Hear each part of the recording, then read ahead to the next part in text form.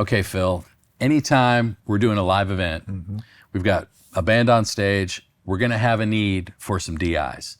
You know, we've got to get that instrument signal, that 1/4 inch output, to be able to get to an XLR so we can get the proper levels to our console inputs. That's right. So everybody who's in live sound uses a DI. I think it's important to sort of determine how you make choices between one DI or another. Because I think sometimes, you know, the more affordable or cheaper DIs are also cheaper in quality, and they're really designed just to be a kind of an adapter or a way to just simply transform the signal. Sure. What you're getting in, you got to get it to XLR. But there are some options that are a lot more than that, and I think an example of that is this Rupert Neve DI. So I know that you use these, so let's talk for a few minutes about what makes this special.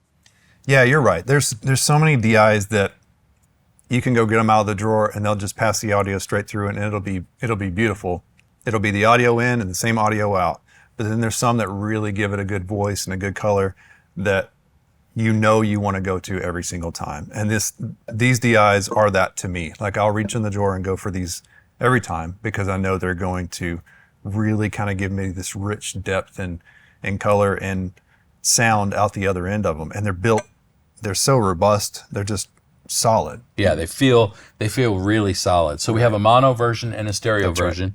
Right. It's pretty simple though. We've got our 1/4 inch inputs, a through jack, and then there's an 1/8 inch input as well with a little switch here where you can select between the 1/4 inch and the 1/8 inch inputs. And then the outputs are just XLR, and there's a ground lift switch on the back. So ground lift for both sides, right?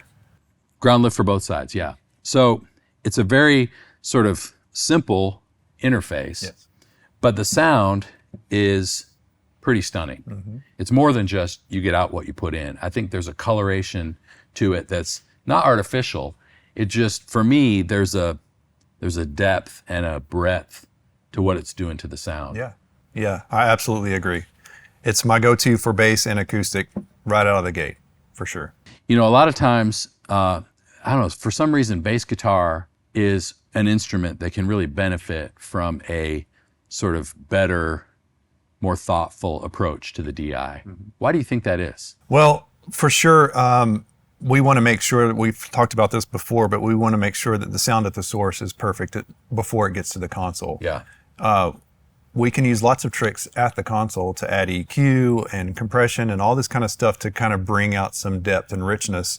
Or we can go to a product like this that's really going to give it that rich voice on the front side. I would much rather get great sources into the console so that when I push up faders, I know that I've got a reliable starting point to build my mix that I can be kind of artistic with. I can add spices rather than having to hack away at something or bludgeon it to death to make it sound better to begin with.